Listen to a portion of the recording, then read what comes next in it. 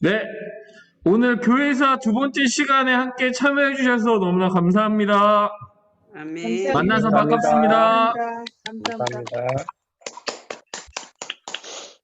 네, 우리 어떻게 지난주에는 가정학습 주간으로 좀 교회사를 이렇게 가정학습하는 시간이셨는데 어떻게 다 교회사 가정학습 잘 하셨나요? 네. 네. 네, 자신 있게 네 하셨습니다. 네, 좀 쉽지는 않으셨어요, 그죠? 네. 이게 교회사라는 게 그 교회와 역사, 그러니까 교회의 역사에 대해서 공부하는 건데요. 이게 지금 교회의 역사만 간단하게 따져봐도 2000년의 역사를 가지고 있습니다. 그래서 이 2000년의 역사를 우리가 2시간 가정학습과 지금 이 1시간에 다룬다라는 것은 가능할까요? 불가능할까요? 무리입니다. 네, 맞습니다. 자세하게 다루는 건 불가능해요. 그냥 일어난 사건들 이름만 찍고 넘어가도 1시간이 부족할 정도로 이 교회의 역사가 길다라는 사실을 기억해 주셨으면 좋겠고요. 네, 제가 이거를 매번 피택자 강의, 수업을 듣는 게 아니어가지고, 일단은, 우리 시작 기도를, 누가 하셔야 될까요? 혹시, 내가 오늘 이 시간에는 내가 먼저 기도하게 하고 시작하겠습니다 하시는 분 계실까요? 담대하게? 담대하게 막내가 하세요.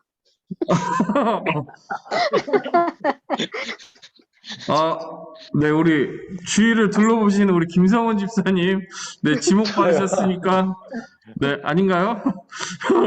네, 우리 김성원 집사님 그러면 대표 기도 하시고, 우리 오늘 교회사 두 번째 시간 시작하도록 하겠습니다. 네. 사랑이 많으신 하나님 아버지, 한 주간 또 저희를 지켜주셨다가 제가 오늘 거룩한 주일에 하나님께 예배를 드리게 하시고 또 우리가 피택자로서 하나님 앞에 나와서 또 교육을 받을 수 있게 하시면 감사드립니다. 아멘. 아멘. 제가 부족한 저이지만 저희 마음 가운데 담대한 믿음을 심어주셔서 제가 교육받고 앞으로 해나갈 것에 대해서 좀 더 이렇게 자신 있는 모습으로 제가 준비되어질 수 있도록 하나님 인도하여 주시옵소서. 아멘. 특별히 오늘 장동일 목사님을 통하여서 교회의 역사에 대해서 배우고자 합니다.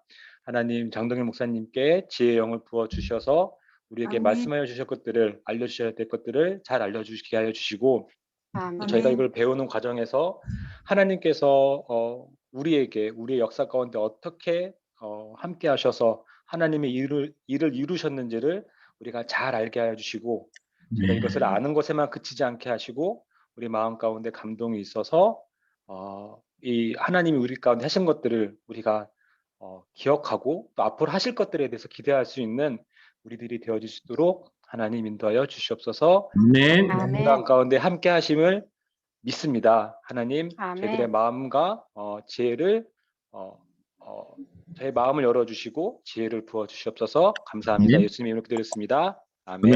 아멘.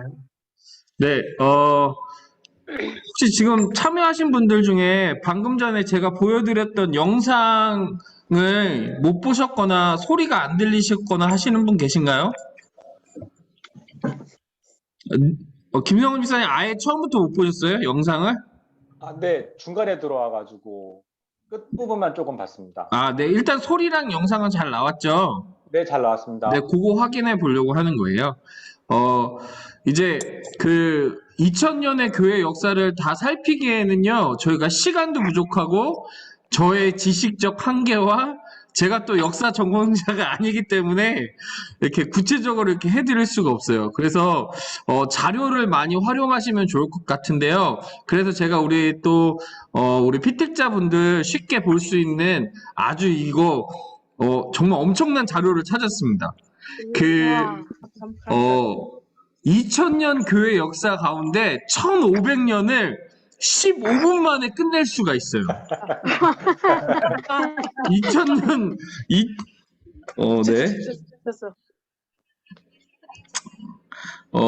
그 2000년 역사 가운데 그 4분의 3을 15분 만에 끝낼 수 있는 자료를 찾았기 때문에 우리가 그 자료를 보고 난 다음에 좀 서로 느낌을 좀 공유하고 근대와 한국 교회사 위주로 오늘 수업을 좀 진행하려고 합니다.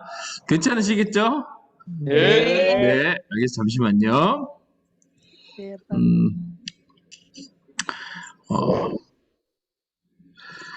네, 그래서 지금 같이 영상을 한 편 보실 거예요.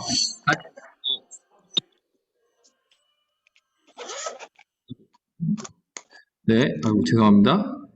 지금 이게, 영상을 제가 몇 개를 지금 컨택을 해놔가지고, 이게, 그래서 지금 이제, 초기, 교회의 시작부터, 종교개혁 이전까지, 1500년까지의 역사를 15분 정도의 영상을 보시면서 좀 충분히, 먼저 프린트 받으신 그것과도 크게 다르지는 않아요. 그래서 한번 비교해 보시면서, 아, 이런 거구나 하고 좀 이렇게, 외우실 필요는 없습니다. 우리 피택장님들은 뭐 이거 교회사 시험 보거나 뭐 이런 게 아니시니까요. 그냥 그래요? 부담 없는 마음으로, 아, 교회가 이런 식으로 돌아왔구나. 교회가 이런 식으로 하나님이 역사하셨구나. 이렇게 좀 생각해 보시면 되겠습니다. 네, 지금 제가 또 화면을 공유해 드리도록 하겠습니다.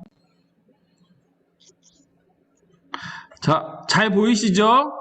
네. 예. 네.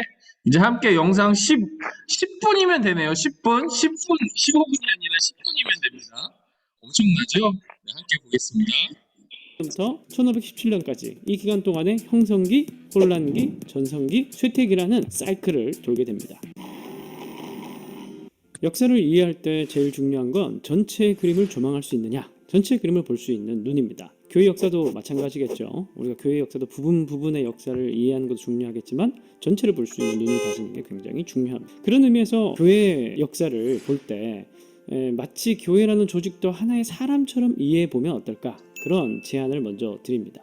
사람은 인생 주기라는 게 있죠. 유아기, 그리고 자라나면서 청소년기를 겪고 성인이 되어서 전성기를 맞이했다가 노인이 되면서 점점 소멸해 갑니다. 역사를 한 사람으로 생각해 보자는 겁니다. 형성기를 거쳤다가 혼란기를 거쳤다가 그 다음에 전성기를 맞이합니다. 그리고는 자연스럽게 쇠퇴에 가죠. 이러한 주기를 바탕으로 해서 2000년 교회 역사를 이해한다면 우리 훨씬 더 손쉽게 이해할 수 있을 것이고요. 그리고 2000년 교회 역사는 이러한 주기로 볼 때 2번 정도의 사이클을 돌았다고 볼 수가 있습니다. 첫 번째가 바로 AD 70년부터 해서 1517년까지이고 그리고 그 이후부터 해서 현대 교회까지라고 볼 수가 있겠습니다. 첫 번째 주기를 왜 AD 70년부터 1517년까지 잡냐면 70년은 유대 로마 전쟁이 있었는데 유대교는 로마 전쟁 이후에 회당에서 한쪽으로 그리스도인들을 분리해내기 시작합니다. 이로써 기독교는 유대교로부터 완전히 분리가 되는 것이죠. 그래서 대략 첫 번째 주기를 70년 정도로 시작으로 잡고 1517년은 왜 마지막으로 잡느냐, 이제 더 이상 추락할 대로 추락해 일어설 수가 없는 상태였던 로마 캐톨릭을 대항해서 루터가 방방문을 게재했던 해입니다. 그래서 종교 개혁을 촉발시킨 해이죠. 그래서 로마 교회가 종말이 되고 개신교가 탄생한 해이기 때문에 첫 번째 주기로서의 마지막 해로 잡을 수가 있는 것이죠. 바로 70년부터 1517년까지 이 기간 동안에 형성기, 혼란기, 전성기, 쇠퇴기라는 사이클을 돌게 됩니다. 먼저 첫 번째로 형성기는 70년 전으로 교회가 폭발적으로 부흥하고 성장하던 시기였습니다. 특별히 먼저 50년대, 60년대에서는 바울에 의해서 아시아, 유럽, 로마까지 널리 복음이 전파되었죠. 그리고 예수님의 제자들도 살아서 교회를 세우고 가르치고 있었습니다. 근데 70년 전으로 예수님의 제자들이 거의 다 죽고 또 특별히 마지막 사도였던 사도 요한까지도 90년에 도미티아누스 황제 대박해 시절에 순교를 하게 됩니다. 이로써 1세대들이 완전히 퇴장하면서 교회 형성기가 저물게 되죠. 그리고 그 이후에는 사도들의 신학과 정신을 이어받은 그들의 제자들인 속사도 혹은 사도 후 교부 그들의 시대가 열리게 됩니다. 대표적인 인물로는 로마의 클레멘스, 서머나의 폴리가, 카르타고의 키프리아누스, 안디옥의 이그나티우스를 들 수가 있습니다. 이러한 교부들의 시대는 혼란기라고 볼 수가 있습니다. 대충 100년 이후부터 혼란기로 잡을 수가 있는데요. 왜 혼란기냐 하면 제국에 의한 심각한 심각한 수준의 박해가 있었기 때문입니다. 당시 로마 제국은 기독교를 싫어할 수밖에 없었습니다. 왜냐하면 기독교는 유일신 신앙을 가지고 있었기 때문이죠. 로마는 황제 숭배를 비롯하여서 다신교를 장려했는데 유일신앙을 가지고 있었던 기독교인들이 굉장히 못마땅했던 겁니다. 뿐만이 아니라 기독교인들은 일반 사회 시민들에게도 많은 오해를 받고 있었습니다. 식인 습관, 성만찬 때문에 발생한 오해죠. 너희는 거룩함으로 서로 입맞추라. 이 형제애를 굉장히 강조하는 교회 공동체의 모습을 보면서 저들은 그룹 섹스를 하고 괴기스러운 풍습을 가지고 있는 그런 이상한 집단이다, 이상한 종교 집단이다, 그렇게 일반 사람들이 오해를 했던 겁니다. 그래서 이 혼란기 시절에는 전도의 차원보다 훨씬 더 중요한 게 살아남는 것이었습니다. 그래서 살아남기 위한 발버둥으로 기독교를 적극적으로 변증해야 되는 변증의 시대였던 것이죠. 대표적인 변증가로는 순교자 유스틴을 들 수가 있습니다. 이러한 변증들이 가능해진 것은 이제 시간이 갈수록 지식인층이 교회에 점차 유입되기 시작했기 때문입니다. 그렇게 혼란기 시절 교회는 변증에 대한 노력을 많이 기울였습니다. 그리고 동시에 교리적 통일성, 신앙 고백 이런 것들에 또 노력을 많이 기울이기도 하였는데요. 왜냐하면 기독교 역사에 가장 영향력이 있었던 영지주의가 그 즈음에 출몰했기 때문입니다. 영지주의의 창시자가 바로 말시온인데요. 말시온이 140년 정도에 출생을 했었습니다. 이 말시온으로부터 말미암았던 영지주의가 이 혼란기 시절 교회 내부를 크게 뒤흔들어 놓았습니다. 그렇다면 바람 앞에 등불 같았던 교회가 이 혼란기를 무슨 사건을 계기로 전성기로 전환될 수 있었을까요? 이는 306년 즉위한 콘스탄틴으로 인해 기적적으로 이루어지게 됩니다. 이 역사의 전환이 왜 기적적이냐 하면 바로 콘스탄틴 이전 황제였던 디오클레티안에 의해서 기독교인의 박해가 여전히 지독하게 진행되고 있었기 때문입니다. 갑작스럽게 일어나게 된 전환기였다는 것이죠. 디오클레티안은 로마 제국의 힘을 둘로 쪼갠 어리석은 황제이기도 했습니다. 동서로 분할한 뒤에 각각 황제를 세웠던 것이죠. 디오클레티안이 죽고 난 이후에 동방에는 그의 아들이었던 갈레리우스가 황제가 되었고요. 그리고 서쪽에는 콘스탄틴이 황제가 되었습니다. 이 전투 전날에 콘스탄틴은 태양신에게 기도를 했었습니다. 그런데 기도하는 중에 하늘에 십자가가 보였고, 그리고 너는 이 징표로 승리할 것이다 라는 글자도 보았습니다. 그 징표라는 것은 그리스도의 이름이었던 것이죠. 그래서 콘스탄틴은 모든 병사의 방패에 그리스도의 이름을 새기게 합니다. 그리고 자신의 군기에는 십자가를 그리고 전쟁에 나갔습니다. 어떻게 됐을까요? 승리를 하게 되었죠. 그리고 이 사건을 계기로 306년에 황제로 즉위하게 된 콘스탄틴은 313년에 밀라노 칙령을 내려서 기독교를 더 이상 불법이 아닌 정식 종교로 인정을 하고, 이후부터 기독교에 대한 전폭적인 지지와 후원을 하게 됩니다. 그 전폭적인 지지가 어느 정도였냐 하면, 그때 당시에 예수는 하나님의 피조물이다 라고 주장했던 이단이 있었습니다. 바로 예수님의 신성을 부정했던 아리우스 이단이라는 집단이었죠. 이 이단을 벌하기 위해서 니케아에서 교회 총회가 벌어집니다. 그때 이 총회를 총감독했던 사람이 바로 콘스탄틴 대제였어요. 그러니까 로마 황제가 교회 문제에 직접 끼어들어서 이 모든 회의를 관장했던 것이죠. 따라서 국가 권력의 도움을 많이 받았던 시기가 바로 300년에서 400년 사이입니다. 그 사이에 교회는 급속도로 성장하게 되었고, 이전에 갖지 못한 평화와 힘을 소유하게 되었던 것이죠. 그러나 이는 교회에 결코 유익한 결과가 아니었습니다.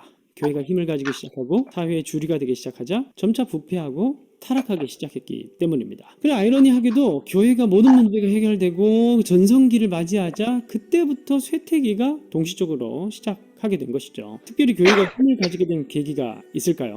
이것은 로마 제국의 분열과 그리고 서로마 제국이 멸망하게 되는데, 바로 이 사건과 어느 정도 관련이 있습니다.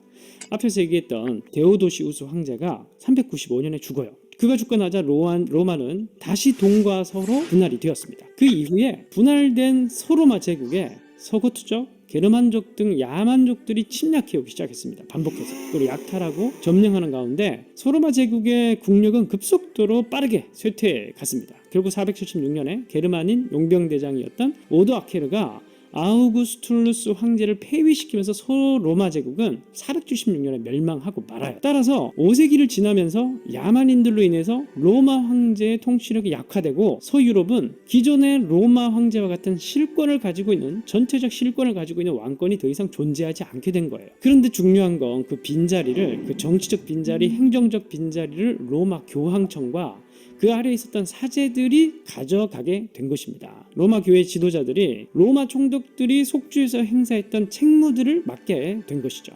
따라서 서방교회 지도자들은 더욱 강력한 정치 권력을 얻었고 점차 교회 지도자들은 섬기는 지도자가 아닌 섬김받는 지도자로 점점 변질되어 갔고 군림하기 시작했던 것이죠.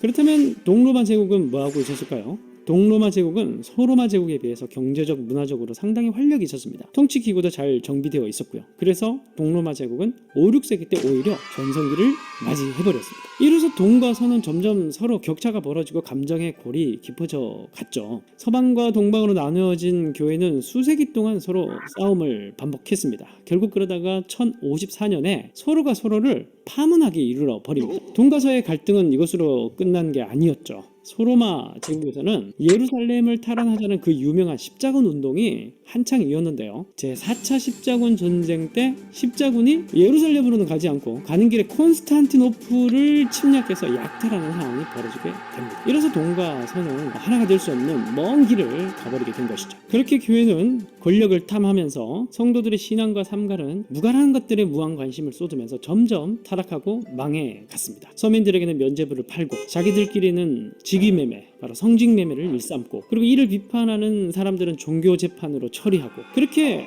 교회는 끝도 없이 부패하고 타락해갔습니다. 그러던 중에 1347년에 유럽과 터키에서 그 유명한 흑사병이 창궐하기 시작했죠. 5년간 지속됐는데요. 이 무시무시한 흑사병으로 말미암아 콘스탄티노플에서는 인구 88%가 죽었습니다. 그리고 파리에서는 매일 800명이 죽어나갔고, 이 5년 동안에 유럽 인구의 3분의 1이 넘는 숫자, 바로 2384만 명이 죽게 되었습니다. 어마어마한 숫자였죠. 온 세상이 죽음 가운데 있을 때 교회는 뭘 했을까요? 클레멘스 6세가 1350년에 성년을 선포했던 것이죠. 성년이라는 것은 마치 안식년처럼 100년마다 한 번씩 행해지는 것인데, 죄가 있는 사람들은 성 베드로 성당이나 성 바오로 성당에 가서 고해 성사를 하면 모든 죄가 다 사해진다는 제도였습니다. 근데 이게 100년에 한 번에 있던 건데 지금 상황이 굉장히 안 좋자 클레멘스 6세가 50년에 한 번으로 고쳐버린 것입니다. 그러자 100만 명이나 되는 어마어마한 인파가 로마로 순례 여행을 갔던 것이죠. 그러니까 이 흑사병은 더욱 확산되었던 것입니다. 흑사병의 결과로 결국 사람들은 내일 죽으니까 먹고 마시자, 이런 상태가 돼버렸고,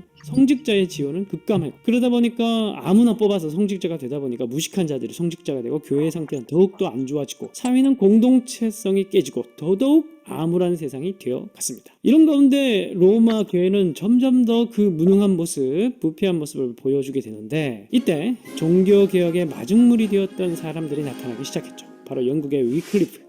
그는 성찬설을 비판하고 성서를 유일한 권위로 주장하면서 영국 사람들을 위해서 영어로 성경을 번역한 최초로 영어 성경을 번역한 사람입니다. 그리고 네덜란드의 유명한 에라스무스도 종교개혁의 마중물로서 활동을 하게 됩니다.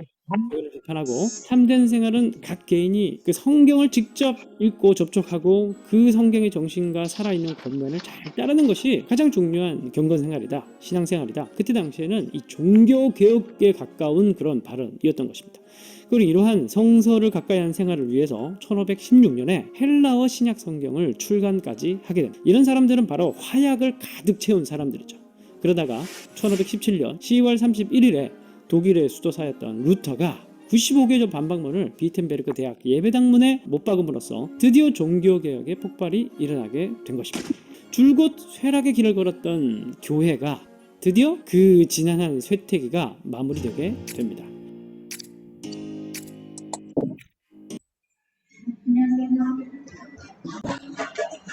네, 영상은 여기까지입니다. 네, 잘 보셨나요? 네. 네.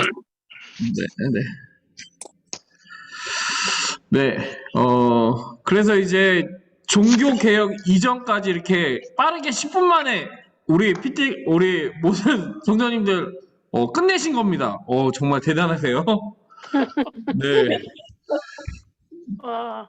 그래서 잠깐 간략하게 요약을 드리면, 예수님이 이제 부활하신 이후에 우리가 사도행전을 통해서 초대교회가 형성된 것을 보게 되었죠. 그래서 사도 바울을 통해 그 복음이 확장되어지는, 로마 제국 전체로 확장되어져서 교회가 세워지는 역할을 했고, 그 이제 사도 이후에 속사도 교부들을 통해서 이제 교회가 더욱더 단단하게 형성되어지는 과정, 그리고 300년쯤에 콘스탄틴 대제를 통하여 로마의 이제 국교로 기독교가 선포되어지면서 교회가 이제 확장되어지고 이제 성장하게 되는, 그러면서 그렇지만 동시에 교회가 그 정치 권력화되면서 부패되어지는 그 모습을 보았고, 1517년 이제 그 교회의 무능과 부패와 그 부조리를 이제 개혁하고자 일어난 사람이 우리가 잘 알고 있는 대로 루터입니다. 루터. 이제 그래서 교회사 나눠드린 거 보시면요. 네. 한 4페이지 정도에 보면 종교개혁에서 정통주의까지 위에 보시면 거기 이제 루터의 개혁과 루터의 형성, 뭐 이렇게 이제 그 루터가 뭐 여러 가지 말이 많은데 이제 루터가 그 로마서를 읽으면서 이신칭의 교리에 대해서 깨닫게 된 거죠. 그래서 구원은 다른 것이 아니라 오직 믿음으로 받을 수 있다라는 그 믿음을 가지고 비텐부르크 성당에다가 95개 조의 반박문을 붙이면서 종교개혁의 깃발을 올리게 된 겁니다.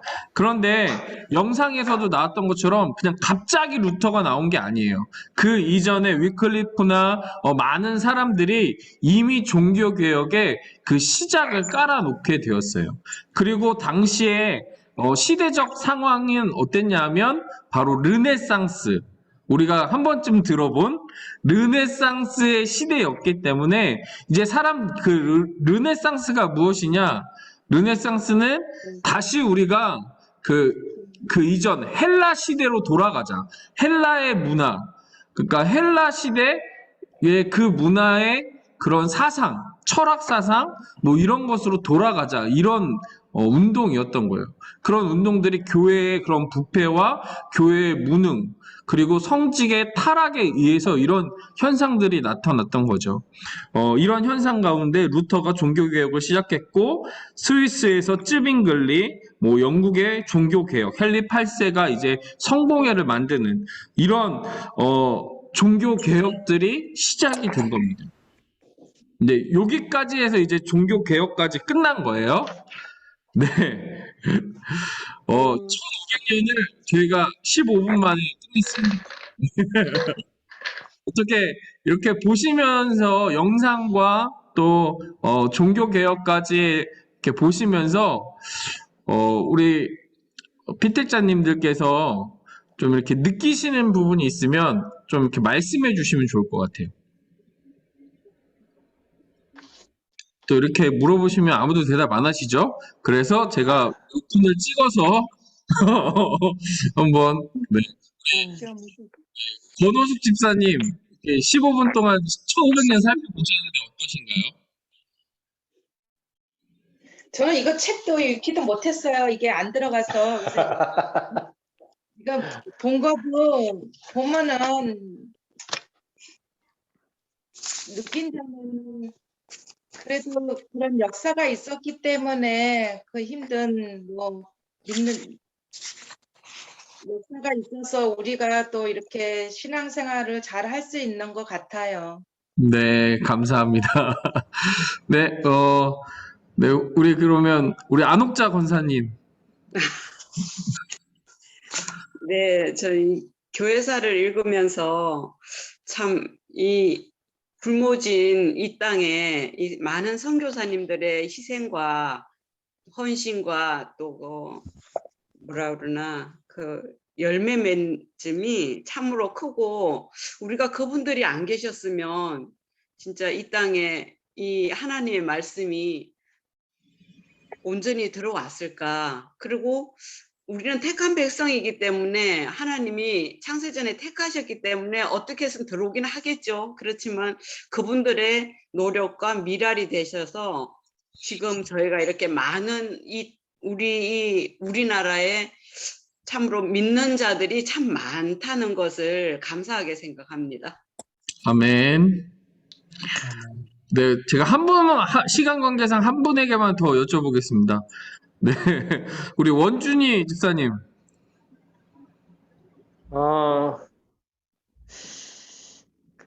다른 사회에서 마찬가지로 교회도 뭐 평안해지고 안주해지면 썩게 되는구나. 그래서 항상 저희들이 성경 말씀을 항상 곁에 두고 항상 착실히 잘 이렇게 읽어서 저들 자신 자체가 말씀이 바로 서야 되겠구나. 그렇게 되겠습니다. 네, 감사합니다. 지금 제가 솔직히 왜 여기서 이거를 묻느냐 하면요, 이제 그 종교 개혁까지는 어떻게 보면 물론 기독교 전체적으로 봤을 때 기독교의 역사이긴 하지만 저희 개신교회가 시작된 것, 그러니까 프로테스탄트 기독교인, 그러니까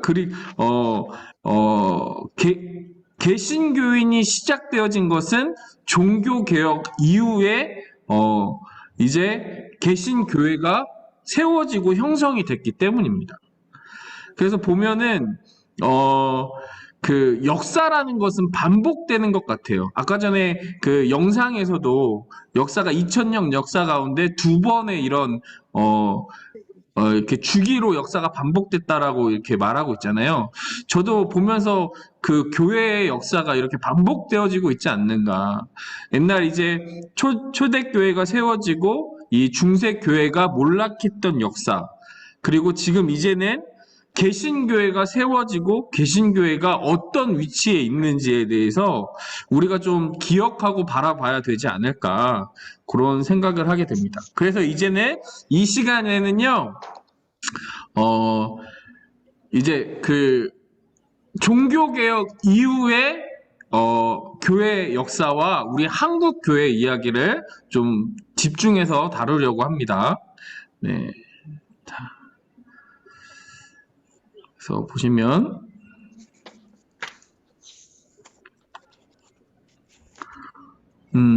네. 근현대 교회사. 그래서 현대 교회사라기보다는 좀 근현대를 좀 집중해서 저희가 다루려고 해요. 그래서 보시면 이제 종교 개혁 이후에 유럽 교회는 어떻게 변해됐느냐? 카톨릭과 개신교의 전쟁으로, 이제 싸움으로 번지게 돼요. 그래서 극심한 혼란에 빠지게 됩니다. 그래서 기존 보수 세력이었던 카톨릭 세력, 또 그 많은 왕국들 중에 카톨릭을 지지하는 왕국들이 있었고, 또 새롭게 종교 개혁을 통해 개신교를 지지하는 정치 세력이 있었던 거예요. 그래서 두 세력이 맞붙게 되어지고 그것으로 인해서 이제 전쟁이 벌어지게 됩니다. 그래서 우리가 아는 대로 이제 한 번쯤 세계사 시간에서 들어보셨던 사건들이 벌어지게 되는데, 그것이 30년, 독일에서 있었던 30년 전쟁, 그리고 프랑스에서 있었던 위그노 전쟁, 그리고 영국은 청교도 운동이 이제 벌어지게 되어지는 거죠. 그래서 이 30년 전쟁도 독일 지방에 이제 그 30년 동안 이런 종교적 전쟁이 벌어졌던 거고, 이 프랑스에서도 이 카톨릭 세력과 기독교 세력의 이 위그노 전쟁을 통해서 이 위그노들이 이제 랑트 칙령을 통해서 신앙의 자유를 얻지만 프랑스 안에서의 종교의 자유를 누릴 수 없었기 때문에 이들이 스위스로 이렇게 이동을 하고, 우리가 아는 대로 그래서 칼뱅이 스위스에서 목회를 시작하게 되는 거거든요. 그래서 이런 일들이 있었다라는 사실을 좀 기억해 주시면 좋을 것 같아요. 이런 전쟁과 혼란이 있으니까 사람들이 어떻게 반응을 할까요? 바로 이제 계몽주의를 비롯한 합리주의, 이런 계몽적이고 합리주의적 사상이 팽배해지게 되는 거죠. 왜냐하면 그 기존의 이제 정통주의, 그러니까 교회에서 말하는 이런 정통주의 원리를 거부하게 되는 거예요. 반발심이 생겨서 그 반발심으로 계몽주의나 합리주의적 사상들이 이제 퍼지게 됩니다. 그로 인해서 벌어진 게 무엇이냐면 이제 우리가 잘 알고 있는 프랑스 대혁명 같은 것들, 그리고 이런 합리주의 사상을 기반으로 한 미국의 독립전쟁이 있었습니다. 그래서 이제 이런 이제 세계사적 상황이 이게 교회사랑 구분되어 있지 않아요. 유럽의 역사는 어떻게 보면 교회사랑 너무 밀접하게 연관이 되어 있습니다. 그래서 이런 프랑스 대혁명이나 이런 독립전쟁 이런 게 그냥 일어난 것이 아니라, 그러니까 사람들의 이런 종교적인 것에 대한 이 반발심으로 생긴 이 이성을 강조하고 합리적 사고방식을 강조하는. 그래서 뭐 신이 어디 있냐, 신은 없다, 이렇게 극단적으로 말하는 무신론자들의 주장이 이때 강하게 되었고요. 그것에 또 반발하여서 경건주의, 신비주의 사상이 이제 이렇게 대두가 되게 되는 것입니다. 그래서 이런 사건이 있었고, 그래서 그 반발로 이제 일어난 게 경건주의 운동이에요. 경건주의. 그러니까 말씀과 기도, 그 다음에 경건한 삶을 살아야 된다라는 이런 운동들이 있었습니다. 그 제가 드린 그 페이퍼 보면은 이제 개신교의 전성기 부분에 보면 계몽주의, 경건주의, 복음주의, 각성운동 요 부분을 하고 있는 겁니다. 그래서 네. 그래서 이런 슈페너 같은 사람, 또 프랑케, 진젠도르프, 이 진젠도르프는 아주 중요해요. 이 진젠도르프라는 사람이 자신의 영지 안에 모라비안 교도로라는 사람들을 이렇게 받아들이게 되거든요. 그 사람들이 매우 경건주의에 속하는 사람이었습니다. 그래서 그 모라비안 교도들이 최초로 또 선교 역사에 참여하기도 하고요.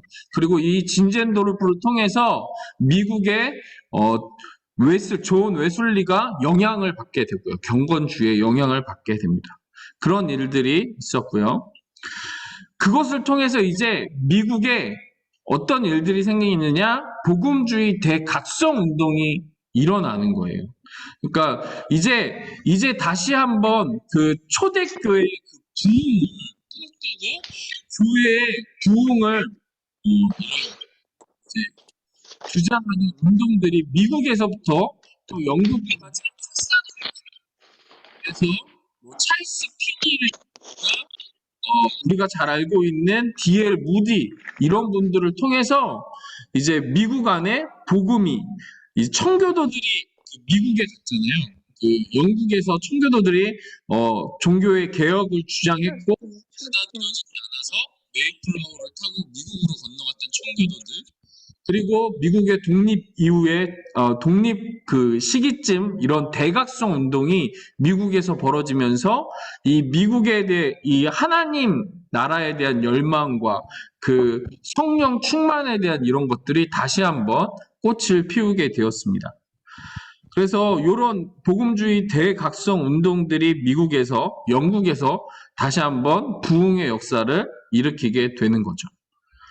그리고 이제 19세기가 되어서 이제 위대한 이런, 그러니까 복음이 이런 부흥의 운동이 일어나니까 어떻게 되냐면 이 부흥의 운동을 통해서 복음이 확장되어지는 거예요.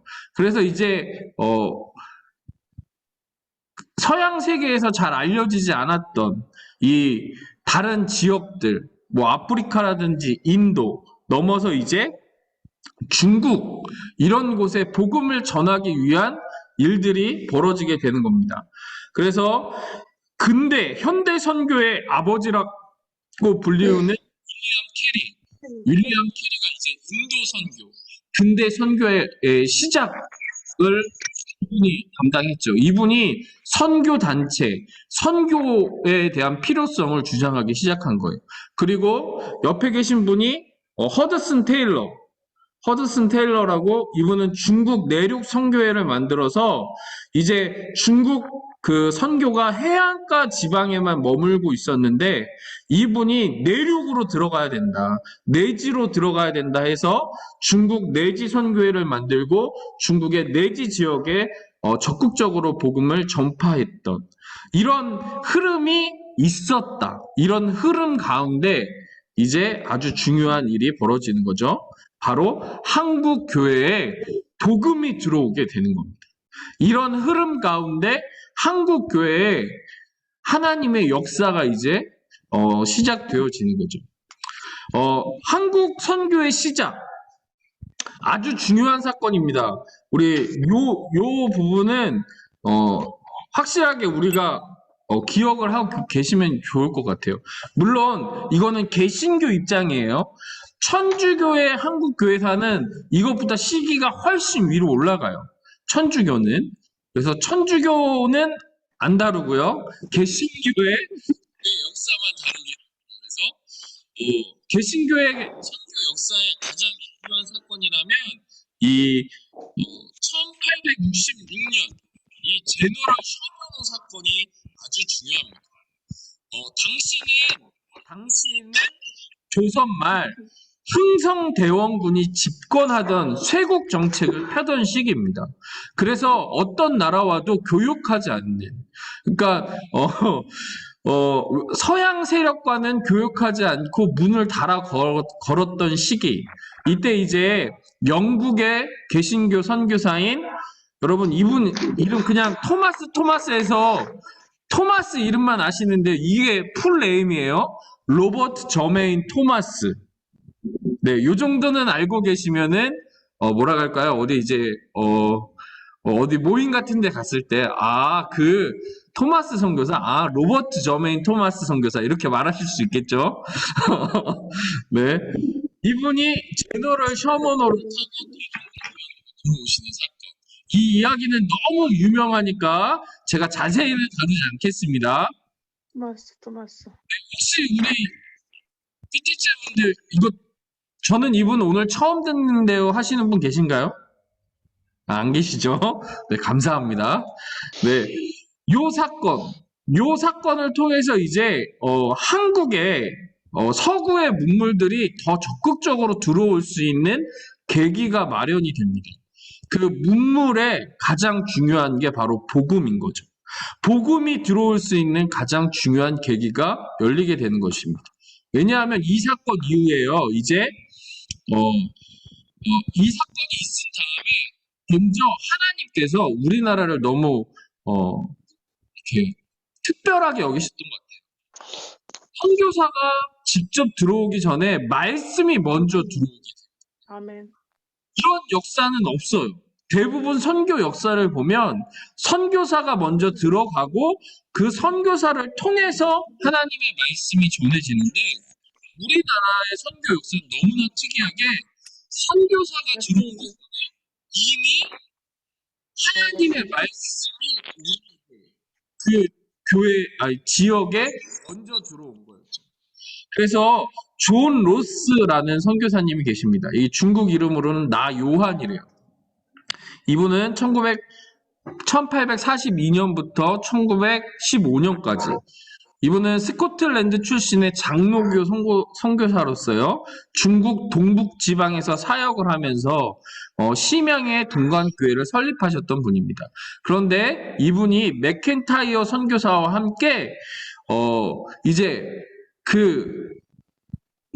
1866년에 제너럴 셔먼호 사건을 듣게 되는 거죠. 그리고 중국의 변방 지방에 이상한 민족이 있다. 거기 조선이라는 나라가 있다라는 소식을 듣고 이분이 이제 요동 쪽 그쪽에 고려문 쪽으로 오시게 된 거예요. 거기서 이분이 이제 그 의주의 청년들이었던 이응찬, 서상륜, 백홍준 이런 사람들을 만나게 됩니다. 그래서 이런 사람들에게 보시면 이제 한국교회사 6페이지 위에 쭉 보시면요. 이 존 로스 목사님이 만주에서 백홍준, 이응찬, 이성화, 김진기, 이익세 이런 분들에게 처음으로 세례를 주세요. 세례를 주시고 1882년에 로스역이라고 이 서상윤이라는 분의 도움을 받아서 예수 선교 전서, 아까 전에 우리가 봤던 요거요. 예수 선교 전서. 제가 머리가 가려서 안 보이시죠? 요 성경을 한국어로 번역하는 거죠. 근데 이때까지도 외국인 선교사는 한국으로 들어올 수가 없었습니다. 그런데 이 성경의 특징이 있습니다. 이 청년들이 어디 사람들이죠? 한국, 한국, 네. 조선. 한국. 사람들이잖아요. 그러니까 이 사람들의 표준말은 네, 그 의주 사투리였던 거예요. 그래서 이 성경은요, 지금 우리가 쓰는 서울 표준어로 되어 있는 게 아니라 네, 평안도 사투리로 되어 있습니다. 맞아. 옆에 보면은 이 선교사님한테 이런 거 가르쳐 준 거예요. 선교사님이 너를 믿지 못하겠다. 어떻게 걸어왔음네. 이런 식으로 성경이 기록되어져 있는 거죠. 아버지를 아바이 오마니 이런 식으로 성경을 이제 번역을 했던 거예요. 그리고 이런 성경이 번역되어진 성경이 이런 서상윤, 이응찬 이런 분들을 통해서 복음이 의주 지역에 먼저 이 하나님의 말씀이 뿌려지게 됩니다. 정말 놀랍죠? 이분들이 이 밑에 사진 보시면 이분이 서상윤이에요. 서상윤 이분이 이제 그 복음을 이렇게 백성들에게 나눠주는 거예요. 성경을 배포하는 사역들을 하게 됐고요.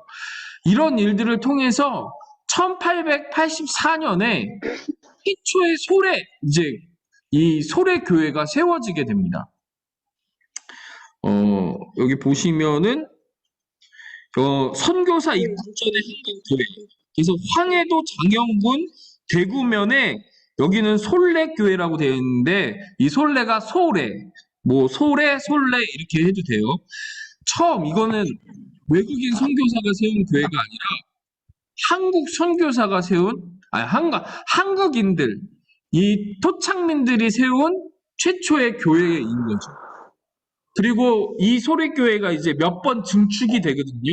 그래서 이제 밑에 보시면 이 멋진 기와 건물이 있는데 요게 지금 용인에 있는 소래교회를 복원한 모습이에요.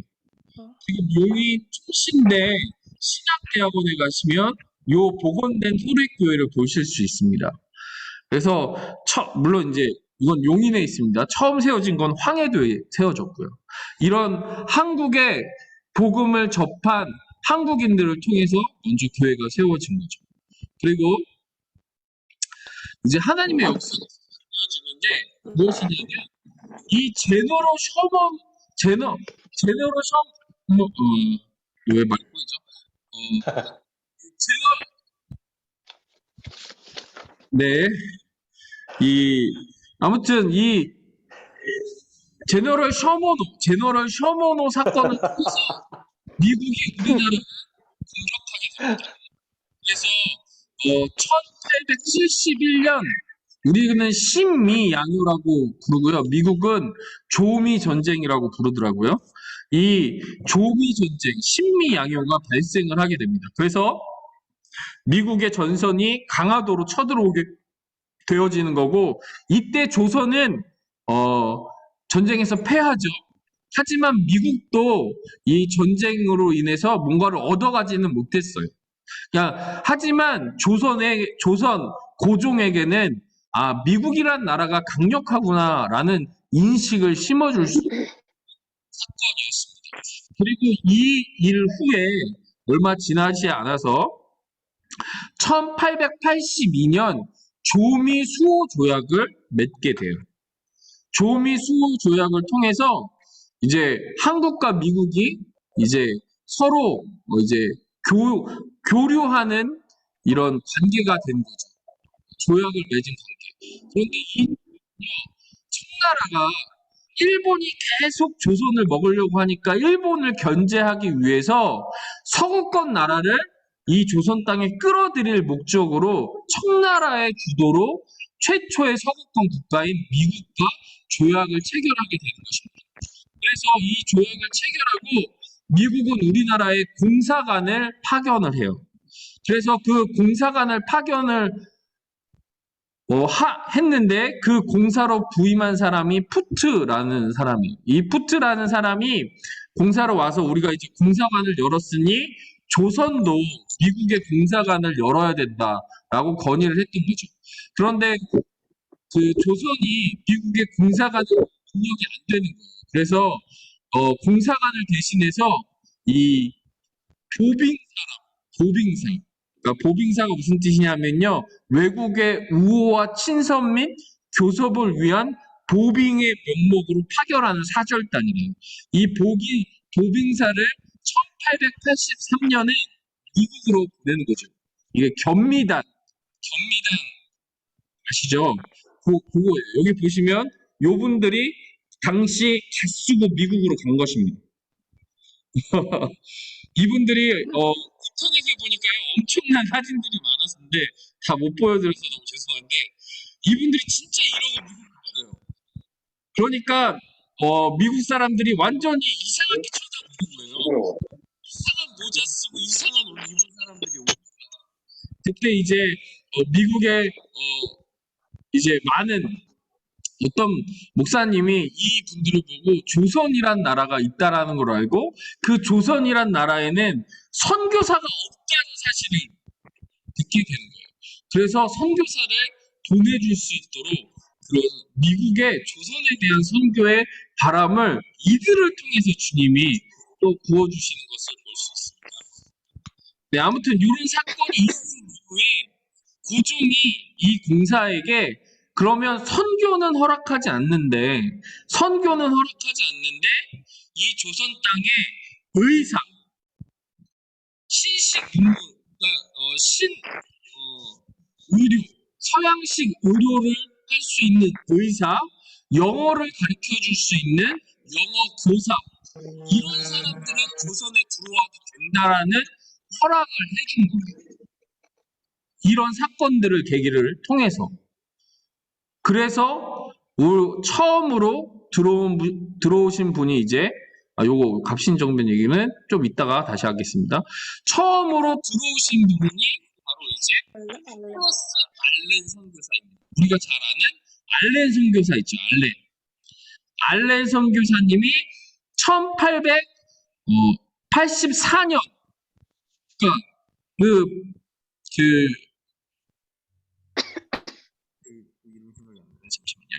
그러니까 이 보빙사 견미단이 갔다 온 지 1년 후에 알렌 선교사가 의사로서 의사의 신분으로 이제 조선에 들어온 거죠. 그러나 이분이 들어왔지만 뭐 할 수 있는 여건이 없었어요. 그런데 1884년 아주 중요합니다. 1884년 이분이 한국의 의사로 들어왔을 때 무슨 일이 벌어지느냐? 자, 네, 갑신정변이 일어나는 거예요. 갑신정변. 그러니까 급진 개화파의 정변이 일어나는 거죠. 보시면 이제 김옥균, 박영효, 서재필, 홍영칙 등의 급진 개화파 이 사람들이 청나라에 의존하는 적족 중심의 수구당을 몰아내고 개화정당을 수립하기 위해서 무력으로 이 우정국이라는 것을 개관할 때 이제 현대식 우편소죠. 이제 현대식 우편소를 개관할 때 거기서 이제 정변을 일으킨 겁니다. 그런데 거기 그 정변은 당시에 가장 정치인 중에 영향력을 미치고 있던 사람, 또 청나라 쪽에 청나라의 영향을 받고 있던 사람이 이 민영익이라는 사람이에요. 이 민영익은 아시는 대로 이 명성황후의 친척입니다. 이 그 명성황후의 지지를 받고 있던 이 민영익을 이 괴역파 사람들이 여기서 정변에서 이제 칼로 찔러요.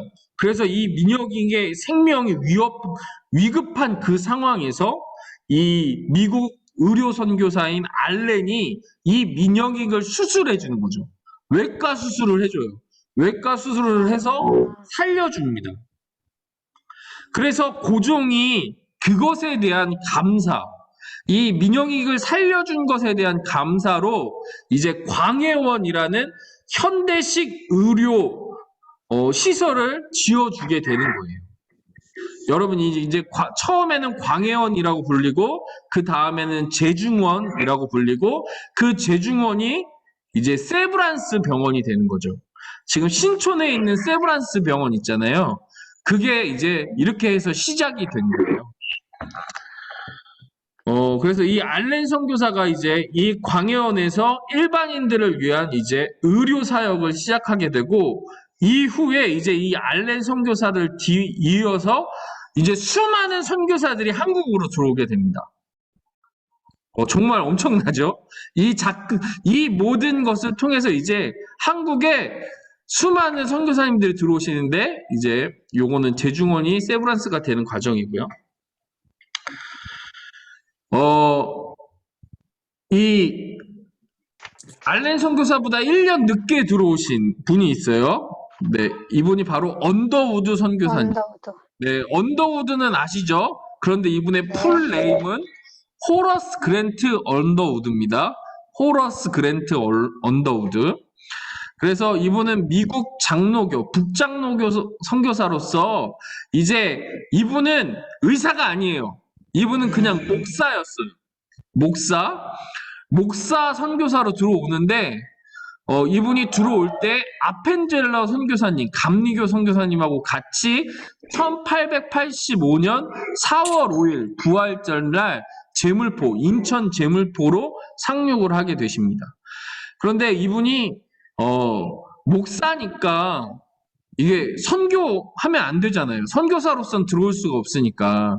그래서 영어 교사의 신분으로 들어오세요. 그래서 이분이 들어와서 제중원에서 알렌 선교사님과 함께 또 사역을 감당하게 되시고, 특별히 이 언더우드 선교사님을 이제 사역을 시작하면서 그 교육과 또 고아, 그 다음에 교회 개척 사역을 하게 되셨어요. 그래서 이분이 1887년 정동교회를 세우는데 그 정동교회가 이제 세문안교회를 세우시는 거죠. 그리고 이분이 우리 장로교 초대 총회장이 되세요. 그래서 언더우드 선교사님 너무 유명하시니까 이분이 들어올 땐 이렇게 젊었어요. 이렇게 젊으신 분이 총각이었거든요. 들어와서 이렇게 한국에서 결혼을 하셨습니다. 한국에서 결혼하신 거예요. 그리고 이분이 또 이 아내분이 경신학교, 이 고아원 사역을 통해서 경신학교, 그래서 지금의 경신 중고등학교를 만드시고, 또 언더우드 선교사님이 연희 전문학교, 그게 지금 연세대 하셨던 분이신 거죠. 다음은 아펜젤러 선교사님도 잘 아실 거예요. 근데 이제 아펜젤러 선교사님의 풀네임은 헨리 거하드 아펜젤러입니다. 아펜젤러가 성이에요, 성. 이분은 원래 이름은 헨리예요, 헨리 거하드 아펜젤러. 중간 이름. 이분은 미국 감리교 선교사이시고요. 한국어로는 아펜셀라라는 이름을 쓰셨다고 해요.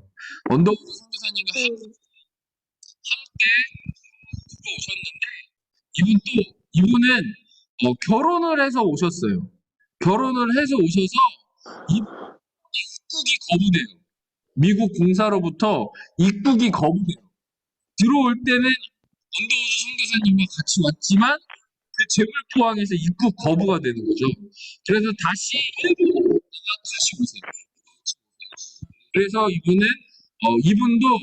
이분은 특별히 그 교육 사역에 교회 개척도 물론 하셨지만 교육 사역에 많은 투자를 하셨고 또 독립운동 세력과 함께 한국의 교육 사역에 엄청 영향력을 미치셨던 분입니다. 그래서 아펜젤러는 정동제일교회라고 인천의 감리교회예요. 감리교회를 세우시고 내리교회의 창립의 밑거름이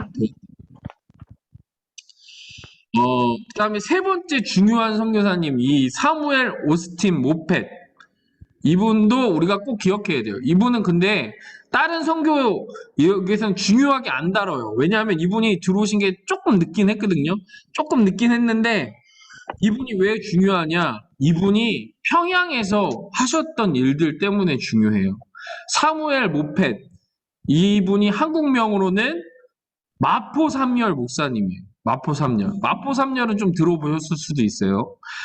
이분은 1980년에 조선에 와서 46년간 선교생활을 하셨고 평양 일대, 그러니까 이북 지역에서 주로 활동하셨던 선교사님이세요. 그래서 현재의 장로의 신학대학교인 조선예수교 장로의 신학교를 만드셨던, 조직하셨는데 아주 중요한 역할을 하셨던 분. 이게 지금의 이제 광나루 장신대학교나 저희 합동 측의 총신대학교의 모태가 되는 학교, 그 학교를 만드셨던 분이신 거고 지금 숭실대가 원래는 평양에 있었습니다. 이 서울에 있는 거는 이제 그 분단 이후에 내려오게 된 숭실대가 원래는 평양에 있었는데 이 숭실대를 만드셨는데도 이분이 많은 역할을 하셨던 분입니다. 그래서 숭실 전문학교 창설의 중심적인 인물이었고 1911년 조선의 독립운동가를 체포한 백오인 사건 때에는 미국 장로교 본부에 이렇게 보고하여 국제적 여론을 일으키고 우리나라의 민족운동에도 깊이 관여가 되신 선교사님이세요. 그래서 특별히 지금 우리가 한국 선교 역사를 보면 많은 선교사님이 계세요. 아까 전에 영상에서도 잠깐 나왔듯이 이 초기에만 400명이 넘는 선교사님들이 한국 땅에 들어오시는데 특별히 이 세 분이 아주 중요한 역할을 하셨습니다. 물론 다른 분들도 너무 중요하신 선교사님들이 많아요. 그분들을 일일이 다 설명해 드릴 수가 없어요. 그래서 제가 나중에 한 군데 자료 사이트를 알려드리는데 거기 가서 쭉 보시면 좋을 것 같아요. 그래서 어떤 선교사님들이 계셨느냐 이런 분들이 계셨어요. 감리교 선교사로 윌리엄 스크랜튼, 그의 어머님 메리 스크랜튼, 이분들이 이화여대를 설립하신 분들. 그리고 옆에 존 헤론 선교사.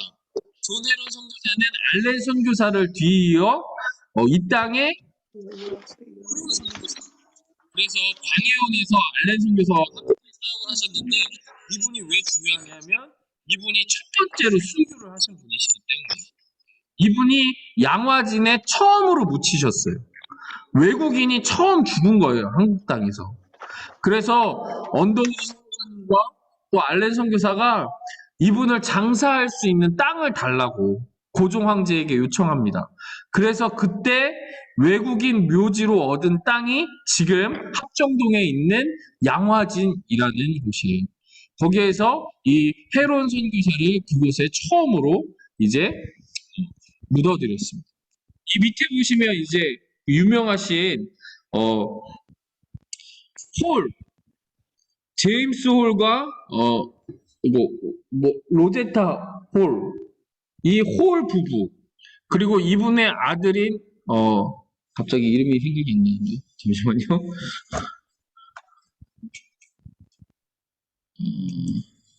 네, 아무튼 이분들도 평양 지역에서 사역을 하셨고 특별히 로제타 홀 이분은 우리나라 맹인 사역을 처음으로 시작하신 분이세요. 이런 분들 계시고 또 여기 밑에는 호남 미국 남장로의 이 호남 여러분 보시면 그 한 7페이지 정도쯤에 보면요. 7페이지 정도쯤에 보면 선교지 분할 정책이라는 게 있어요. 당시에 이제 한국의 선교사들이 선교사들이 들어왔는데 막 각 교단에서 들어오시잖아요. 그런데 이분들이 그냥 섞여서 사역을 하신 게 아니라 교단별로 그 선교를 할 수 있는 구역을 나눠줬던 거예요. 그래서 보시면 북장로교는 평안도, 황해도, 경상북도, 남장로에는 전라도, 호주 장로교는 경상남도, 캐나다 장로교는 함경도, 그 다음에 감리교는 강원도 이런 식으로 이 선교 구역을 나눠줬어요. 그래서 보시면 이 남장로의 7인의 선발대라고 보시는 요분들 데이트, 레널드, 정킨, 데이비스, 레이먼, 볼링 이런 7인의 선교사님은 저쪽 밑에 후남 그다음에 여기 이제 헨리 데이비스 목사와 그의 누이 메리 이런 분들 또 캐나다 선교사 이 사진 너무 재밌지 않나요? 이 간도 지역으로 이제 선교를 가시는 로버트 그리슨 선교사님, 또 우리가 밑에 이제 잘 아시는 제가 이게 제일 나와서 그런데 이제 침례교단의 패닉 선교사님, 또 하디 선교사님, 에비슨 선교사님 이런 많은 분들이 계세요. 이 패닉 선교사님은요 특별한 것은 이제 한국에 왔으면 선교사가 한국 사람처럼 하고 다녀야 된다. 그래가지고 갓 쓰고 한복 입고 다녔어요. 이분은 한복 입고 다녔어요. 하디 선교사님은 여러분 그 평양 대부흥 운동 이전에 원상 부흥 운동에서 자신의 교만함을 고백했던 그런 선교사님이고 이 에비슨 선교사님은 언더우드 선교사님이 그 미국 강연을 통해서 이제 그 제중원에 의료 선교를 하러 오셨고 이분을 통해서 제중원이 세브란스라는 사람의 기증을 받아서 현대적인 병원으로 이렇게 발전하게 되는 계기가 되는 일들을 감당하십니다. 그래서 이런 흐름을 통해서 이제 한국 교회 초기 선교가 시작되었고 이 선교사님들의 헌신을 통해서 이런 선교사님들의 헌신을 통해서 이제 한국 교회가 자리 잡게 된 거예요. 이런 수많은 선교사님들이 목숨을 아까워하지 아니하고 잘 알리지 못하는 땅, 이런 땅에 들어오신 거죠.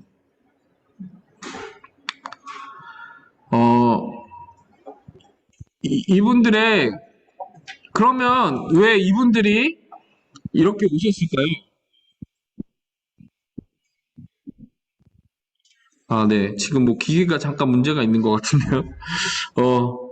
그냥 한마디로 이분들은 그냥 하나님의 사랑에 이제 온팍 빠지신 분들. 자기의 목숨, 자기의 자신보다도 하나님을 더 사랑했기에 하나님의 복음을 전하기 위해 이 땅에 오셨다고밖에 말할 수 없는 그런 분들이신 것 같아요. 그래서 이런 분들을 통해서 한국 교회가 이제 시작되게 되었고 이분들의 섬김을 통해 이제 한국 교회가 성장을 하게 됩니다. 여러분 요 사진을 보시면 1907년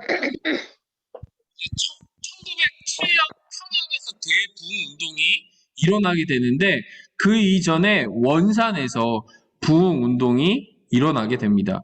아까 전에 살펴봤던 이 하디 목사님, 요 분이 이제 말씀 사경에 처음에 선교사님들이 그 선교 전략을 짜신 게 있는데 그 초기 선교 전략에 의료 사업을 통한 선교, 교육 사업을 통한 선교, 문화 사업을 통한 선교, 또 네비우스 선교 정책이라고 자치자전 자립, 그 다음에 선교지 분할 정책 이런 전략을 가지고 한국 선교를 시작하셨고요. 특별히 이 교회를 개척하고 교회를 세우신 이후엔 뭐에 집중하셨냐면은 이 말씀 사경에 집중하셨어요. 말씀을 가르치는 사역에 집중하셨는데 이 하디 선교사님도 원산 지역에 말씀 사경에 간 거예요. 말씀 사경에 가서 설교를 하려고 하는데 안 되는 거예요. 그래서 기도를 하면서 정말 그 주님 앞에 무릎 꿇는 시간이 있었던 거예요. 왜냐하면 자기가 사역을 해도 열매가 하나도 없는 거예요. 열매가 왜 없지? 왜 열매가 거둬지지 않지? 주님 앞에 무릎을 꿇었을 때 하나님께서 이분의 교만함을 드러내신 거죠. 그리고 그거를 회개하기 시작했어요. 모든 교인들 앞에서 그걸 회개하기 시작할 때 거기서 역사가 일어나서 원산에 이 사람 저 사람들이 다 죄를 회개하고 자복하고 원산에서 그런 부흥의 놀라운 성령의 역사를 경험한 것들이 이제 길선주, 그때는 장로님이세요. 이 길선주 장로님에게 들려졌고, 그런 평양에서도 집회를 열자고, 집회를 열어서 우리도 말씀 사경회를 하자고 해서 이렇게 이제 모인 거죠. 그때 여기가 이제 장대현 교회, 평양 장대현 교회, 바깥은 이렇게 생겼고요. 여기서 이제 말씀 사경회가 시작되었고, 우리가 잘 아는 대로 길선주 목사의 회개 간증을 통해서 또 평양의 놀라운 부흥의 역사가 일어나게 된 겁니다. 그래서 교회는요, 이 평양을 중심으로 해서 폭발적으로 이렇게 성장을 하게 됐어요. 이때 당시 평양은 어떤 수준이었냐면 평양에 도둑이 없었대요. 도둑이 없고 그냥 문을 열어놔도 이렇게 위험하지 않는, 왜냐하면 사람들이 다 복음을 듣고 회심하고 하나님 앞에 서려고 하는 그런 모습들 때문에, 그래서 평양이 동방의 예루살렘이라고까지 불리우는 일들이 벌어지게 된 거죠. 자, 그 이후에 이제 한국교회는 이제 조직적으로 성장해 가기 시작합니다. 1907년 동노회 조직, 이게 아주 중요해요. 1907년에 뭐가 있었죠? 평양 대부흥. 대통령의 그 평양 대부흥의 운동이 있은 이후 이제 모든 교회들, 이제 동노회라는 걸 조직하게 되는데요. 교회는 개교의 중심이잖아요. 그러니까 그 이전까지는 이런 조직이 없었던 거예요. 그래서 1907년 이제 장로교 동노회를 조직을 하고요. 노회가 조직이 되고 노회가 조직이 모여진 게 총회잖아요. 그래서 1912년에 장대현 교회에서 총회 조직을 만들게 된 것입니다.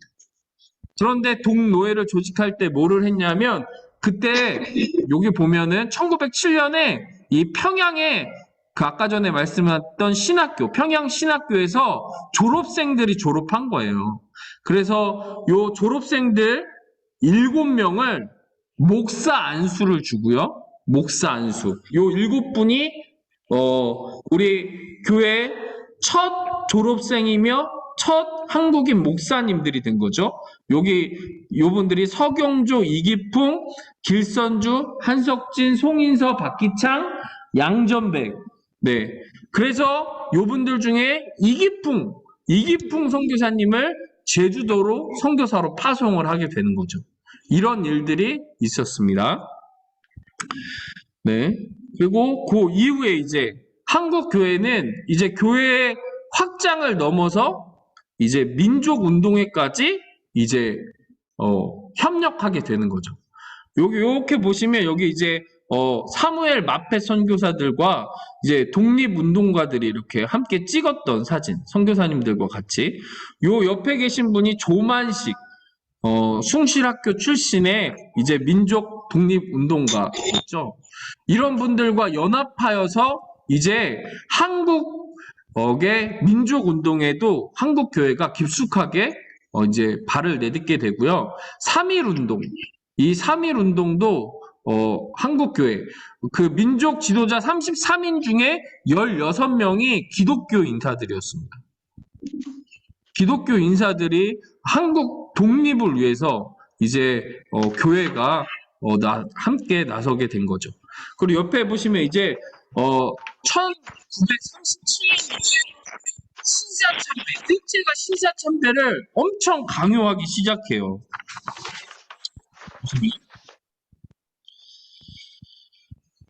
그 신사참배를 강요할 때 이제 평양 특별히 이 주기철 목사님이 충실학교 출신이고, 네, 평양신학교를 졸업하였습니다.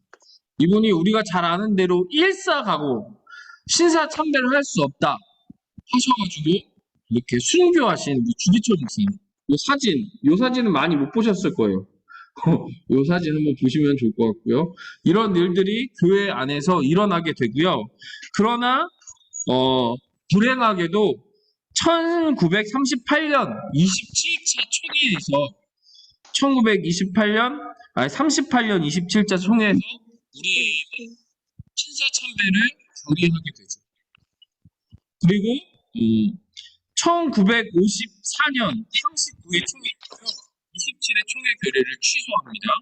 그리고 장로교에서는 또 이 신사참배 결의 취소 이런 모든 것들을 하나님 앞에 회개하는 일들이 교회 안에서 벌어지고요. 그래서 해방과 6.25 전쟁 이후, 네, 이제 분단과 함께 이 북쪽에 있는 교회들이요 엄청난 핍박을 받기 시작해요. 공산주의로 인한 북한 교회의 억압, 이 김일성과 이 가운데 앉은 사람 김일성입니다. 처음에는 조만식 선생들을 통해서 북한에 조선인민 이런 교회 조직을 만들려고 하지만 결국에 북한의 기독교인들을 탄압하고 조만식 선생들을 이제 6.25 전쟁 때 다 이제 숙청하게 되어지는 거죠. 그래서 교회에는 이제 북한에는 명목상 김일성이 세우는 교회 몇 군데만 남게 되어지고 모든 교회는 지하로 숨게 되는 것입니다. 그리고 6.25 전쟁 이후에 북한에 있던 많은 그리스도인들이 남쪽으로 내려오게 됩니다. 그래서 남쪽에 평양에 있던 이제 그 평양신학교도 서울로 내려와서 조선신학교가 되어지고 이런 부산에 내려가서 또 고려신학교 이런 신학교가 세워지게 되어집니다. 이제 이후에는 이 전쟁 이후에는 이제 교회 안에 분열이 다시 시작이 돼요. 교회 안에 분열. 교회의 분열이 시작되어지는데 요 그림을 보여주시면 1951년에 이제 신사참배 문제. 신사참배를 한 교회도 있고 신사참배를 하지 않는 교회도 있잖아요. 그런데 이제 고신교단에서 이 신사참배 문제를 가지고 이제 교회가 분열이 되게 됩니다. 그래서 고신교단이 그때 이제 분리가 되고요. 1953년에 자유주의 신학 문제로 이 기독교 장로회라는 곳이 또 분리가 돼요. 이때 김재준 박사나 뭐 이런 사람들이 신학교 안에서 자유주의 신학을 가르쳐요. 그 자유주의 신학을 이제 반대하고 그들을 징계했던 것에 대한 불만을 가지고 이분들이 기장으로 독립해 나아가는 거죠. 그리고 1959년 WCC. 혹시 WCC가 뭔지 아시죠? 세계 이제 종교 뭐 이런 기구를 가리키는데요. 정확하게 말씀드리면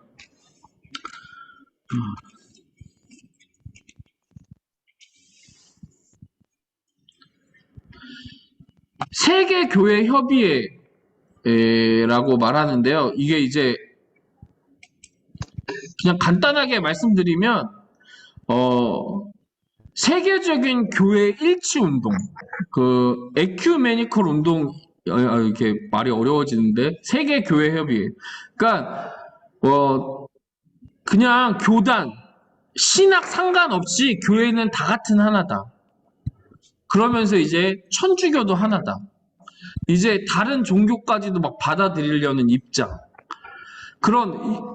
거기에 우리가 가입을 해야 된다. 가입하면 안 된다. 신학적 차이, 이 WCC가 정말 요즘에도 문제가 많은데, 여기에 가입하느냐, 안 하느냐에 따라서 이제 합동과 통합으로 분리가 됩니다. 그래서 이때 통합 측, 통합 측 교회들은 WCC에 가입을 하고요. 합동은 지금까지도 WCC에 가입하지 않습니다. 네. 그래서 요 밑에 보시면 각 교단의 마크예요. 이제 마크를 한 번씩 보시면 좋을 것 같아요. 요 교회 이름 앞에 요런 마크가 있으면 이제 통합 측 교회구나 이렇게 생각하시면 되고 요 마크는 우리 교단 마크입니다. 합동. 저희는 대한예수교 장로회 합동 측 교회입니다. 하면 요 마크 보시면 되고요. 요거는 이제 기장 기독교 장로회, 한국 기독교 장로회 이 마크 이렇게 되어 있고요. 여기는 이제 고려신학, 고려파, 부심의 마크는 이렇게 되어 있습니다.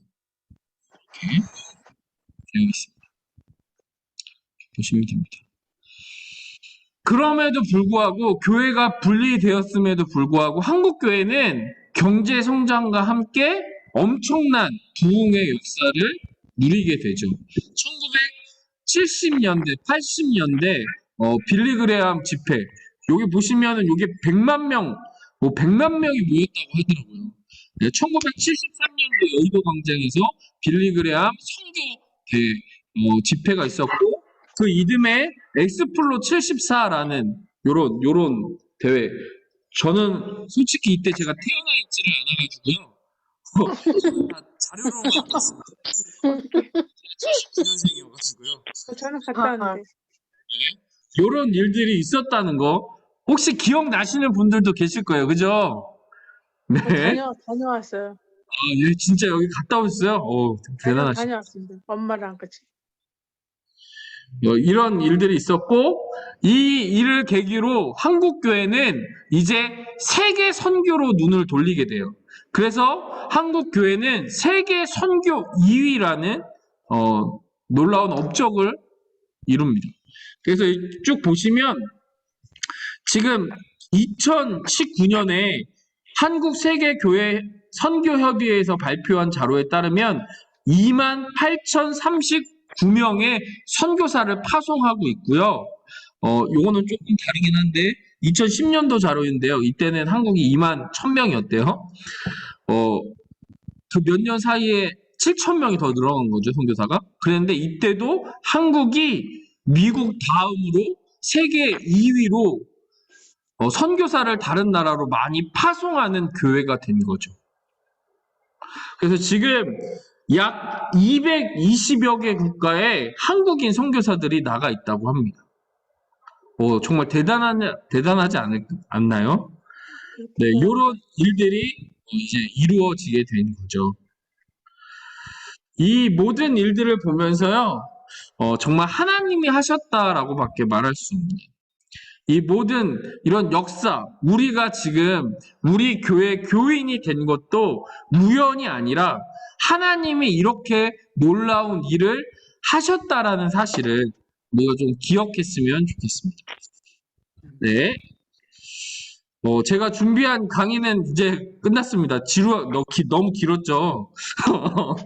네, 재밌었습니다. 길게 있었는데, 네. 저희가 요 짧은 시간에 여러분 2000년의 교회 역사를 다 보았습니다. 이게요, 신학교에 가면은 2년 동안 배우는 거예요. 신학교에 가면 2년을 배워야 되는 건데, 정말 우리 피트장님들 너무 이렇게 똑똑하셔가지고, 이거를 지금 1시간 만에, 1시간 반 만에 이걸 꿰뚫으신 거죠. 네. 혹시 이 과정을 통해서 좀 이렇게 하나님이 주신 마음 있으면 좀 나눠주셨으면 좋겠습니다. 우리 아까 전에 안 나눠주신 분부터, 허정호 집사님부터 이렇게 쭉 문창기. 원래 선교 부분이요. 선교사를 파송해서 역파송도 하는 거 우리나라도 제주에 역파송하는 그 선교사를 통해서 우리가 복음하게 된 거 아니야. 지금 선교가 그렇게 나가고 있는 것 같습니다. 선교사 파송해서 그 나라 교육해서 역파송하는 그런 제도를 쓰는 게 너무 감사합니다. 네. 우리 문창대 양현옥 집사님. 네. 여기 교회사를 보고 여기 느낀 점이 많은데요. 특히 우리 우리 그 나라 교회가 부흥할 수 있는 게 우리 여기 모진 여기 그 선교사님이라든지 여러분들의 여기 희생이 있었기 때문에 오늘 저희들이 좀 편안하게 여기 그 신앙생활을 할 수 있지 않았나 이렇게 생각하고, 그다음에 여기 그 교회가 부흥하는 거는 좋은 여건에서 부흥하는 게 아니라 오히려 더욱 압박받고 어려운 입장에서 더욱 교회가 여기 부흥할 수 있었다, 이런 부분에 대해서 좀 많은 감명을 받았습니다. 이상입니다. 아멘. 네, 아멘. 저도 이제 교회가 세워지기까지 수많은 그 선교사님들의 그 정말 순교, 헌신이 있었기 때문에 지금 저희가 이렇게 편하게 신앙생활을 하는데, 저희가 이제 지금 저희가 정말 지금 당장 할 거는 저희가 정말 그 하나님이 하셨다는 것을 항상 늘 고백하고 늘 삶 속에서 하나님을 알리는 삶을 살아야 되겠다 생각을 했습니다. 아멘. 네, 우리 이순자 집사님. 네. 시까지. 목사님이 말씀을 요약해서 네, 잘 전화할게. 알려주셔서 감사드리고요. 또 몰랐던 것들을 알게 해주셔서 감사드립니다. 이상입니다. 네, 감사합니다. 우리 신미섭 집사님. 네, 저도 앞에서 발표하신 우리 문 집사님과 같은 생각을 했는데요. 정말 우리가 몰랐던 그 선교사님들의 그런 헌신과 희생이 아니었으면 우리가 이렇게 편안히 하나님을 믿고 또 예수님을 통하여 우리가 새로이 태어날 수 없음을 깨달았어요. 이제 앞으로 더욱 그 선교사님들을 감사하며 정말 하나님이 원하시는 그런 믿음의 자녀가 되도록 노력해야겠습니다. 아멘. 감사합니다. 네. 우리 이현노 집사님. 네. 네, 교회사를 읽음에 있어서 수많은 선교사들의 헌신과 사랑과 희생이 있었음을 알고, 뭐 언도우드나 알렌처럼 대표적으로 우리나라 선교에 크게 이바지한 분들의 그 공로가 상당하다는 걸 깨닫고, 무엇보다도 한국 기독교가 우리나라 근현대사에 끼친 공로가 엄청 영향이 많다고 느꼈습니다. 대표적으로 3.1운동에 16명의 우리 기독교인들이 참여할 정도로 기독교가 우리 한국교회 초대에 한국교회를 일으키는데 발판이 되었고 원동력이 되었고 오늘의 이 부흥과 영광을 이루었다고 생각합니다.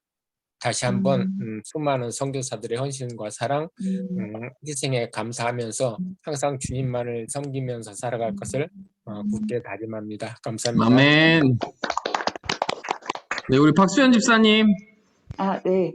저희 그전에도 이제 선교 그 역사 통해서 많이 느끼는 거지만 저희가 읽는 이 성경이 잉크가 아니라 선교사님들의 그 피값이라고 저는 그렇게 항상 보거든요. 그리고 이제 그 예수님께서 피를 흘려주셨듯이 그분들도 어쩜 그렇게 그런 예수님의 마음으로 피 한 방울 안 섞인 그런 오지 같은 이런 나라에 와서 그런 일을 해줬는지 그건 도저히 인간의 그 생각으로서는 알 수 없고 하나님께서 그런 정말 강력한 마음을 주셨고 그 사랑의 심장을 심어 놓으셨기 때문에 가능한 것이라고 생각하고요. 그렇게 해서 지금까지 우리나라가 왔는데 사실 지금 현실에서 보면 그 기독교 자체를 그 정말 위험에 빠뜨리는 여러 가지 요소들을 그냥 아무렇지도 않게 여과 없이 저희가 받아들일 수도 있고 또한 그거에 대한 경계심이 별로 없는 것 같아요. 그래서 이거 하나님이 이제 여기까지 이렇게 인도해 주셨고 정말 기회를 주셨는데 이것을 주신 것을 정말 저희들이 기도하면서 잘 지켜나가지 않으면 저희들이 정말 기독교인이라고 말할 수 없지 않을까 저는 그런 생각까지 했습니다. 아멘. 네. 네, 한지연 집사님.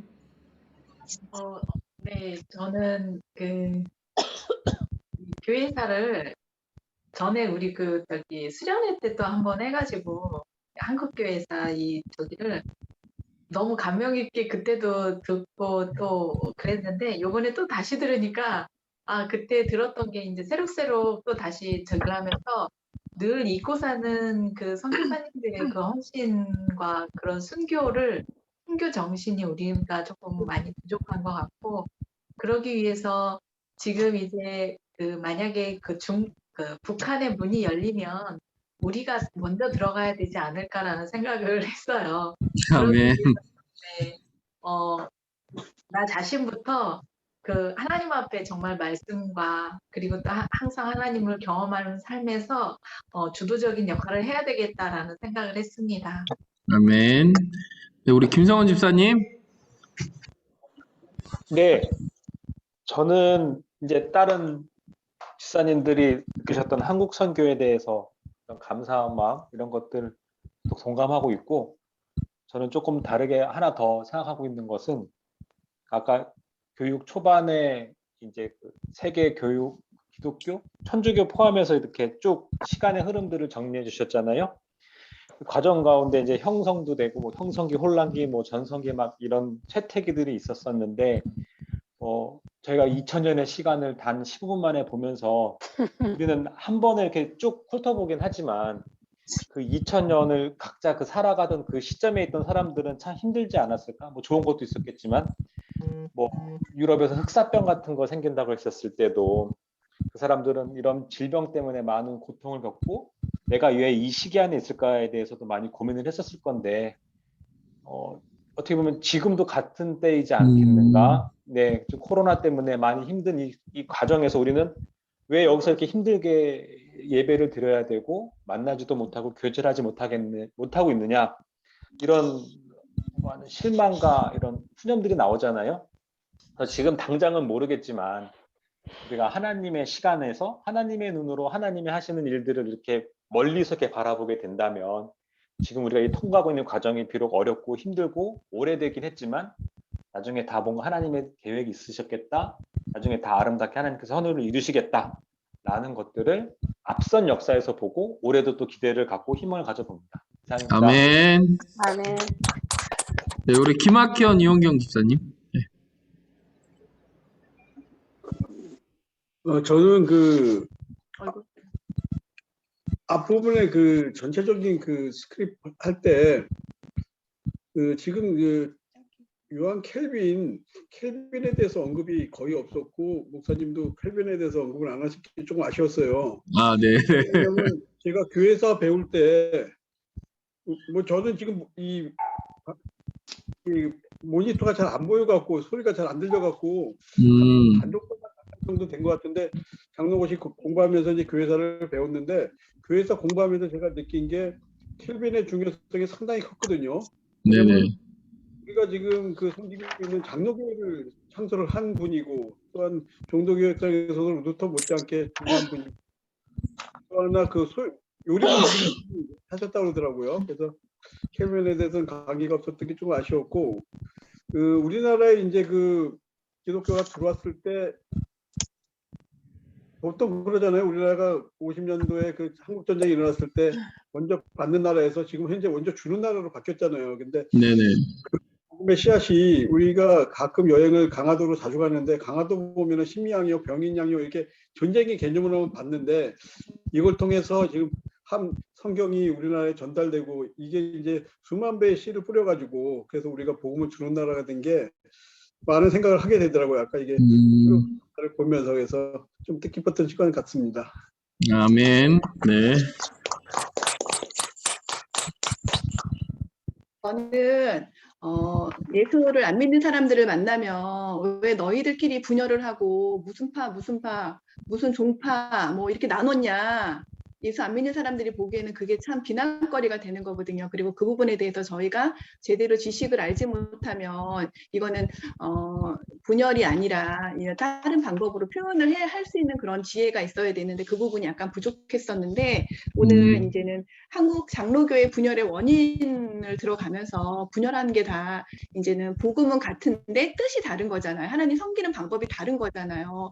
그 부분에 대해서 이제 짚어주셔서 되게 좋았고 그리고 저희가 통합이 아니라 합동인 게 너무 좋았어요. 왜냐하면 WCC라는 그 문제가 그 전에 한참 작년도 그렇고 재작년도 순복음교회도 가입도 되고 그래서 유튜브 상에 종교 통합 막 이렇게 올라가가지고 혹시나 저희 합동도 그런가 막 걱정한 적이 있었거든요. 근데 아직까지 합동이 가입이 안 됐다는 게 그리고 전통적으로 진짜로 성경을 위주로 해서 했다는 그런 부분에 대해서 너무 이 교단이 너무 감사했습니다. 예, 끝입니다. 네, 우리 김두정 최상현 집사님, 네. 어디 가시나? 네, 얼마 안 남았습니다. 네. 저희 공부를 많이 안 해가지고 잘 뭐 말씀 드릴 거는 별로 없는 것 같고, 하여튼 좋은 말씀들 많이 해주셨고, 또 우리나라나 뭐 세계적인 역사 흐름 속에 우리 기독교 그 선교사님들이나 영향을 뭐 안 미치는 곳이 없다, 이런 생각을 했어요. 기독교 그 영향력, 하나님을 믿는 그 선교사님들이나 모든 분들이 그 영향력이 대단하시다, 이런 느낌 받았습니다. 아멘. 네. 수많은 우리 선교사님들이요, 그 고생을 통해서 우리가 이렇게 믿음 생활하는데 편하게 할 수 있는 게 너무 감사드리고요. 또 우리 후손들도 또 잘해야 될 텐데 하는 생각이 들었습니다. 네, 감사합니다. 네, 우리 김나희 집사님. 저는 그 하나님이 만드신 피조물을 끝까지 사랑하시는 그 사랑, 선교사님을 통해서 또 모든 그 과정을 통해서 지금은 이제 아무튼 이웃들을 통해서 제 주위에 있는 사람들을 통해서 지금도 변치 않고 과거와 현재와 미래에도 변치 않는 그 사랑에 이 시간 다시 한번 감사드립니다. 아멘. 네, 우리 전보현 전사님. 네. 저는 조금 모든 분들의 고백을 통해서 제 2의 은혜를 또 받았고요. 예수님이 제가 생각한 것보다 훨씬 더 늦게 오셔서 제가 죽고 제 후대의 사람들이 또 지금의 이 시대에 이런 우리의 종교와 신앙을 공부할 텐데, 그때 저는 이렇게 언더우드 선교사나 이런 분들처럼 유명하게 남진 않아도 좋은 쪽에 속해져 있는 사람으로 살아야 되겠다, 그런 생각을 한번 해봤습니다. 네, 감사합니다. 네, 우리 아까 전에 나누셨지만, 네, 이 강의를 끝나면서 다시 한번 나누시기를 원하는 우리 안옥자 권사님. 네. 저 또래요. 저는 아까 이제 말씀드린 것도 생각하고, 오늘 또 목사님 통해서 말씀 듣고, 참 우리 세대는 지금 이렇게 가고 있지만 다음 세대가 좀 걱정이고, 모든 사회에 진짜 보암직하고 들을 만한 쾌락에 빠져 있는 젊은 세대가 많잖아요. 그래서 다음 세대를 위해서 우리가 기도를 많이 해야 되겠다는 그런 생각을 했습니다. 네, 감사합니다. 우리 원준희 집사님. 네, 저도 좀 전에 그 안옥자 권사님 말씀처럼 오늘 뭐 그 정찬일 목사님 말씀도 있었지만, 교회사라는 것이 이제 역사라는 것이 반복되는 거니까 개인적 입장에서도 저 자녀들한테 정말 믿음을 잘 내려서 그들이 믿음 위에 잘 서갈 수 있도록 도와주고 양육해야 되겠다, 그런 생각하게 됐습니다. 네, 감사합니다. 우리 권호숙 집사님 마지막으로 한 말씀 해주시면 좋겠습니다. 네, 목사님 말씀 잘 들었습니다. 좀 삐삐거렸지만은 그래도 그 말씀을 통해서 또 그 선교사님을 통해서 우리가 또 이렇게 아까도 얘기한 것처럼 또 집사님들 다 얘기한 것처럼 동일합니다. 또 그렇게 우리가 이렇게 편안하게 예배 드릴 수 있고, 또 이렇게 코로나 때문에 우리 모든 믿는 집사님들 다 이 코로나를 잘 극복한 것처럼 이제는 다 백신들 맞았으니까 더 이제 주님 앞에 더 가까이 가면서 모든 집사님들이 믿음 생활 잘 했으면 좋겠습니다. 아멘. 네, 우리 이 시간 함께 기도하고 마무리하도록 하겠습니다. 정말 하나님이 우리를 위해 하나님의 역사를 지금도 이루어가고 계십니다. 그냥 아까 전에 말씀 나누셨던 것처럼 우리에게 일어나는 현상들은 그냥 의미 없이 일어나는 것이 아니라 하나님의 어떤 뜻과 계획을 가지고 우리의 삶을 통해 또 우리 후대에 우리가 또 역사가 되어지는 그 과정을 이루어가고 계심을 믿습니다. 그러면 우리가 더욱더 하나님을 사랑하는 사람들이 됐으면 좋겠습니다. 그 수많은 선교사님들이 하나님을 사랑했던 것처럼 나도 그들과 같이 하나님을 사랑하는 자 되어 내가 있는 그곳에서 정말 예수 그리스도의 복음을 증거하는 자로 온전히 설 수 있게 해달라고 우리 함께 같이 기도해 주시고요.